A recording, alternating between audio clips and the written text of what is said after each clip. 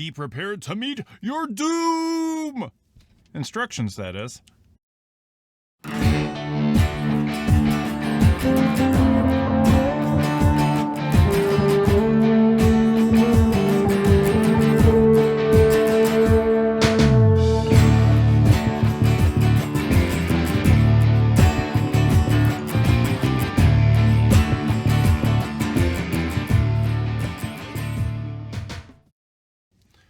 I have two real thoughts on the Doom instructions. First off, I wanted to give you just another little bit of practice on document design, designing effective documents, and working with your fellow students is a good chance to start sharing ideas and all of that stuff.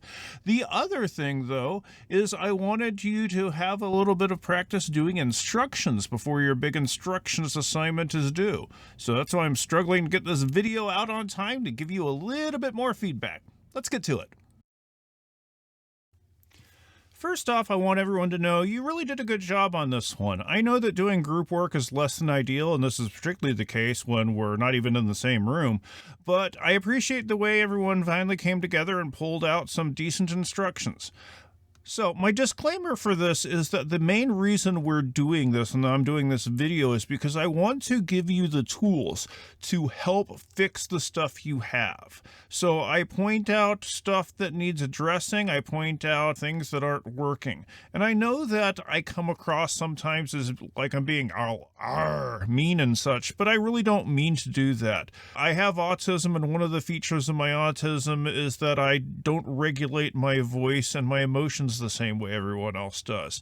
I really am just trying to help, and I really hope you take this in the spirit to which is intended. Not only help you figure out how to do this particular assignment better, but hopefully learn some lessons which are going to help you make the technical instructions, your major assignment that you should be working on, that much better. The things I point out here are probably things that I'm going to see in a lot of technical instructions, so let's get it all right. As always, when you see one of these graphics, check your own specific course documents to see the exact dates. Now, the standards I'm going to be used to judge this, and this also fits in with the technical instructions too, is I want to see how well these things work as instructions. Can you communicate how to best do a specific task in a way that anyone reading your instructions can successfully pull it off? I'm going to hold you to some of the stuff in the assignment sheet. Particularly, a chief criterion for this work is, would your reader be able to finish this level using only your instructions? Instructions are great, but we have to remember that the person who's reading them doesn't have any of the same experiences we have. So things that might seem fairly simple, straightforward, and commonplace to you might not be for the reader. You got to get in the reader's head. The other thing I'm going to point out from the technical instructions assignment is that while this assignment uses a video game for its subject, the document should more closely resemble actual honest-to-God technical instructions. I have to have you do some kind of task, and most people have never really consciously thought about video game instructions, so it works very well for the assignment. But the tendency for some people is to do a really cutesy document. No, let's make this look as real world as possible, because if it looks real world, then it's going to have more applicability to us. The assignment sheet also does give some specific features, some specific sections that you should have in your assignment sheet, and I'm going to be looking for those. I'm also going to be judging this on how well it actually hits its subject. Yeah, I want it to look like technical instructions, but how well does it really capture the mood of Doom within that framework? I will be looking at things like document design as well, because document design, as we've said before, isn't just about looking pretty. Document design has something to do with usability. A good-looking document will be more usable than a poorly designed document. When I'm seeing how well the actual instruction steps work, I'm going to apply two tests that I think I mentioned in the last memo. The first one is the broken leg test. Put yourself in this situation. You're at some job and you hurt yourself, and you have to have one of your coworkers set your broken leg, and they only have a printed off set of instructions to go by. If that set of instructions is written with the same clarity as the set of instructions you're working on, how much pain are you going to be through? You want your documents to be clear. You also want your documents to be specific enough for someone with no experience to do them. So I'm going to apply the grandmother test. If you take your grandmother and give them this instructions, will they be able to complete the level like a badass, or will they be struggling? This means you can't assume things. You can't put kill everybody in this room, because your grandmother wouldn't know how to kill everyone in this room unless your grandmother has special forces training. Who knows? Let's start off with the art group. This is what the art group's document looks like in whole. And let's focus on the first page here for a second. Now, if you remember the assignment sheet, a set of instructions should include an introduction. It should include warnings. This particular front page doesn't do either of those things. In terms of design, this is, frankly, and don't take this the wrong way, it looks a little dull. There's nothing in here that's going to stand out from the crowd. I know I mentioned this when we talked about the resume assignment, but if a document looks boring, people aren't going to be able to focus on it enough. Stuff that looks somewhat interesting is going to capture the reader a bit better. And capturing the reader means they're going to be paying more attention to the things you want them to pay attention to. Let's look at this particular page. This is describing the weapons, and that's cool and all, but there's a whole lot of space over on this side and a very little amount of space on the other side. It looks unbalanced, in other words. I'm not saying everything has to be 100% symmetrical, but this looks asymmetrical for no real reason, and it doesn't have that great of effect on the reader. And the balance of the page is something that continues in this document a little bit. Look at these two pages. The one on the left has the top 6 squares set up in a grid. Cool. But then there's that little 7th one there. That implies that what this really should be is a 3x3 grid. And it's not. So there's this blank space here that doesn't really help. Let's look at the other page. You've got 3 images on the right-hand side, but none of them line up. It's easy enough to make images line up, and symmetry can really work for you. Another spacing issue is the fact that the subtasks in here, the bullets align with the number above them. Bulleted lists and number lists should be indented a bit because that makes them a little bit visually distinct, and the reader doesn't have to think about what's what. When everything is lined up, it kind of makes everything look like it's all of a set of one. And that's not what we need, because that's not an easy way to retrieve information. Moreover, the areas and the rooms are numbered in here, but the steps aren't. Remember the document design rules. A bulleted list is only for items that do not need to be put in a particular order. A numbered list is for items that need to be done in a particular order, steps in a process, for instance. And instructions are exactly that. They're steps in a process. Moving on. We have these images we brought up earlier, and we already talked about how they're not aligned, but there's another problem with them in that they're not labeled.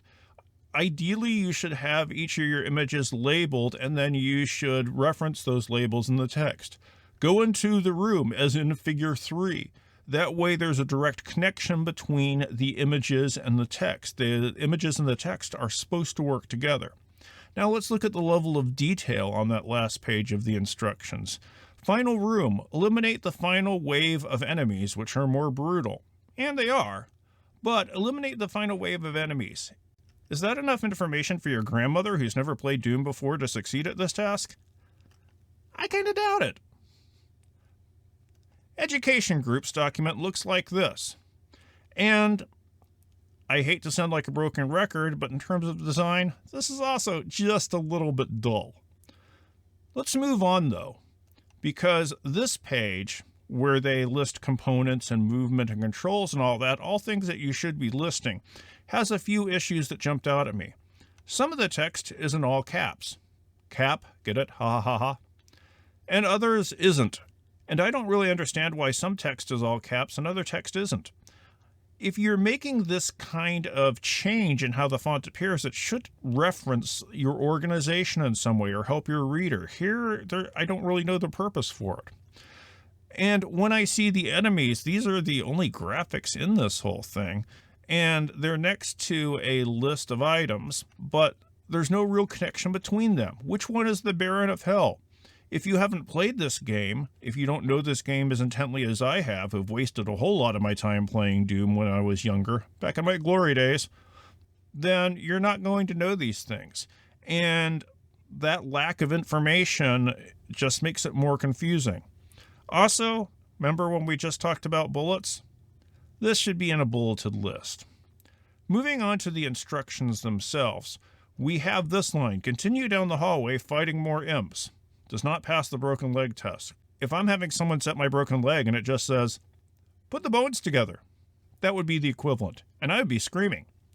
The last page just has these 2 lines in it and a whole lot of blank space.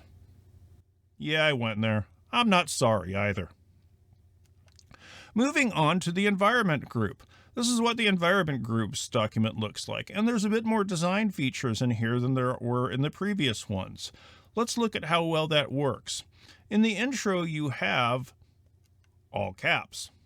Again, it was also a very long paragraph, but I want to focus on the all caps for this second, because I have this caps graphic, and you know my sense of humor by now.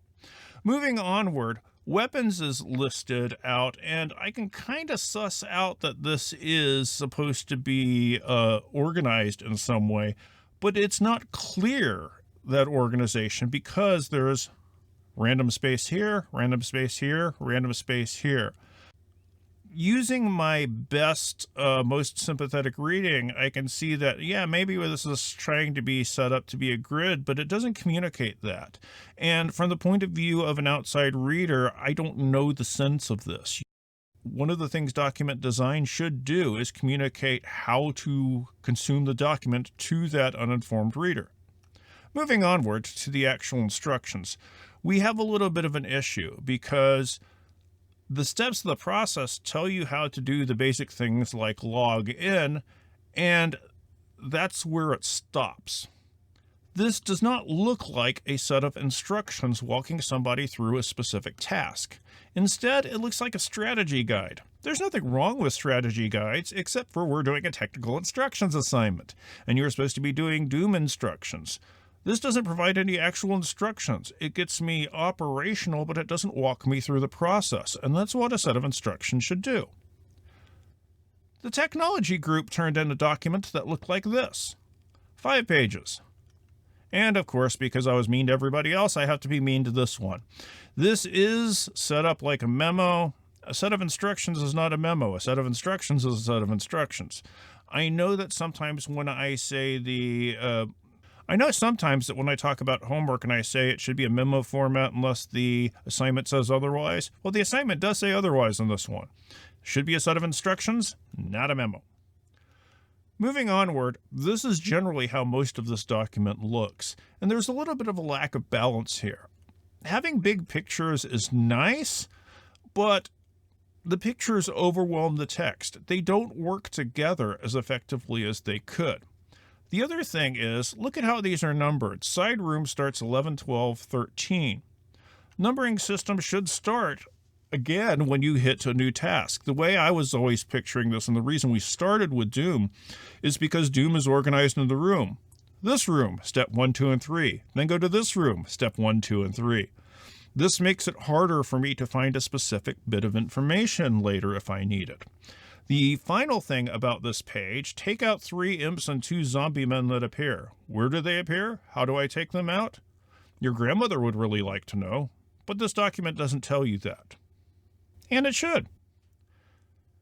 Now, let's keep in mind this was a battle, so there has to be a winner. And if I'm going to pick a winner, I will pick the technology group, because although all of these had issues, all of them had things they did well, all of them had things they didn't do well, this has most of the requirements. This incorporates steps. It is broken down into individual rooms, and it is readable. I wish there were things done better, but this is just a homework assignment. So I think that, again, thanks for all the good work on this one. I know some of my comments might come across as a little bit, but that's not really how I intended. I just wanted to make sure we focus on things that you could have fixed, so you can start thinking about, do I need to fix this in my actual instructions? Is this something I need to keep looking at? So I appreciate all your hard work, but let's keep polishing it, getting it better and better, and use my comments towards that goal. See you next time.